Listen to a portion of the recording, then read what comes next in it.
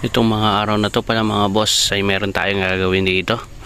Kung mapapansin nyo mga boss, wala nang tubig yung ano natin, reef tub natin. Yan, halos maubos na yung tubig dito sa reef tub. Yan oh, kitang kita naman. Yan,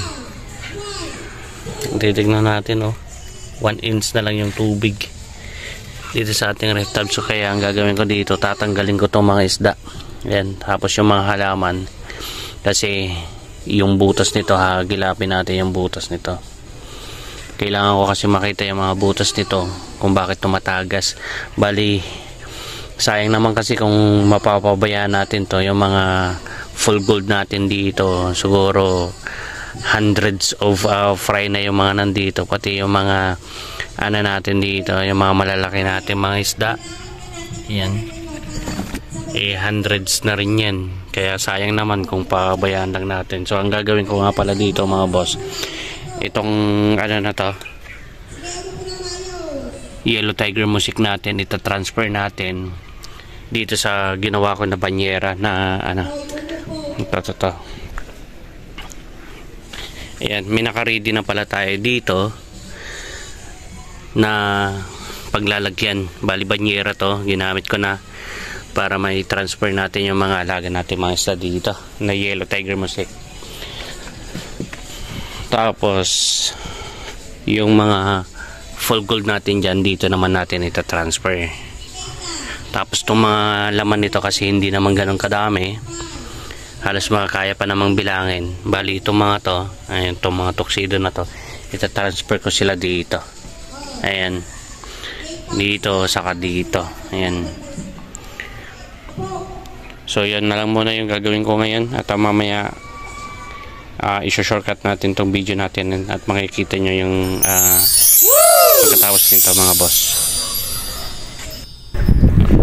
So ayan, ganito na po yung nangyari.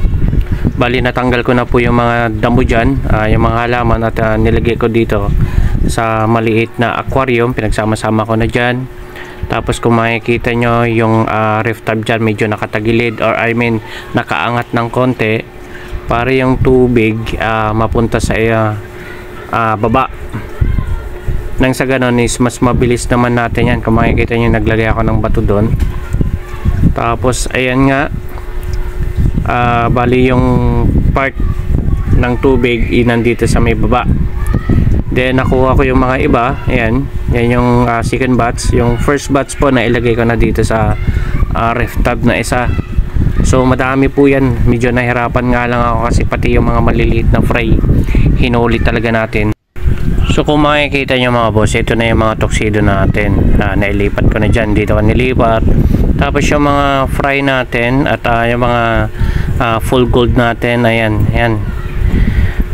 Pero marami pa akong huli dyan mga boss. At ito pa nga yung third batch, kung hindi ako nagkakamali, third batch na yan. Tapos marami pang naiwan dito mga boss. So totoo lang mga boss, mula nung na-set up ko na to, mahigit 1 taon na, pero never ko pang pinalitan ng tubig to. At malaki kasi na itutulong ng photos plant na to para laging malinis at malinaw yung ating tubig dito sa reef tub. Ito ang haba ng photos plant niyan. At hindi lang yon ang photos plant na nakalagay dito sa reef tub natin, kundi pati yung jungle balisneria. Sila yung mga nakakatulong para palinisin at palinawin yung reef tub natin kahit hindi natin nililinis yan.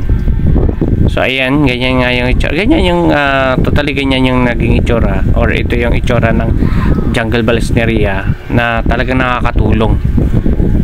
Ayan. So nagtanggal na ako nagbawas na naman ako ng tubig para sigurado makuha natin yung mga fry.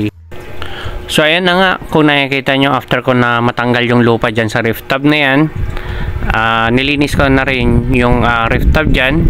Then kung makikita nyo yung parte ng itim dyan, yan yung butas po niya, nahanap ko na rin yan. Lilinisin ko lang din, sasalpakan ko ng panibagong bulkasit. At ito na nga mga boss, kinumagahan, paggising ko, bali nilinis ko ulit itong reef tub na to, then pinatuyo ko. At nung mapansin ko ng tuyo, mabandang ano na yan, hapon na, tanghali. Nung nakita ko nang natuyo yan, nilagyan ko na ng ano yan. Inulit ko na, nalagyan ng sealant. Yan. Bali ito yung parte ng pinakamalaki talaga at ito yung nakita ko na talagang mayroong dito tumatagas. Ayan. Siguro sa mga susunod na araw maisisit up ko na naman na ulit to, pero kung hindi ako nagkakamali, baka pinaplano ko na lang na ito gawin ko na lang na lagayan ng crayfish, at baka sakali mag-alaga na rin tayo ng crayfish sa mga susunod na mga araw or linggo or buwan. I-reserve ko lang muna to para mayroon mapaglagyan ng crayfish, pero habang nag-aantay pa naman tayo ng crayfish, siguro magagamit pa naman natin to sa mga iba nating mga alagang mga isda, yung mabilisan lang na tanggalin, at baka hindi na muna natin lagyan to ng mga halalaman para kung meron tayong crayfish mas mabilis nating may set up. So ayan na nga mga boss, at hanggang dito na lang muli ang ating vlog, at sana natapos nyo tong panonood dito sa aking vlog, at sana wag din kayo magsasawa na panoorin ang mga litis kong mga video. So hanggang dito na lang muli, at ako'y nagsasabi sa inyo, mabuhay kayo hanggang gusto nyo. Happy fish out, alright, paalam.